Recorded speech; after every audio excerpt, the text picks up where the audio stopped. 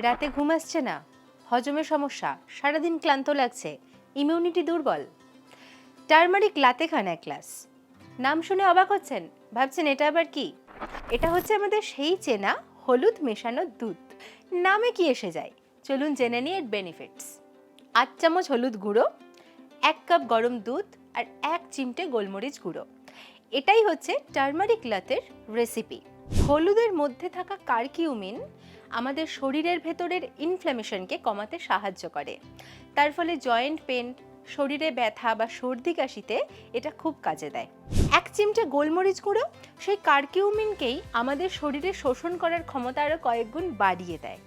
আর গরম দুধে থাকে ট্রিপ্টোফ্যান নামে এক অ্যামাইনো অ্যাসিড, যা আমাদের মস্তিষ্কের সেরাটোনিন বাড়িয়ে দেয়, যার ফলে আমাদের ঘুম হয় আরও গভীর।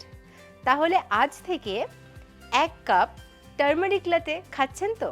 তবে মনে রাখবেন, চিনির বদলে মধু যেন ব্যবহার করেন, কারণ চিনি খাওয়া আমাদের শরীরের জন্য মোটেই ভালো নয়। এরকম আরও ভিডিও পেতে আমাদের চ্যানেলটাকে সাবস্ক্রাইব করবেন, লাইক করবেন আর কমেন্ট করে জানাবেন টারমারিক লাতে খাওয়া আজ থেকে শুরু করলেন কিনা।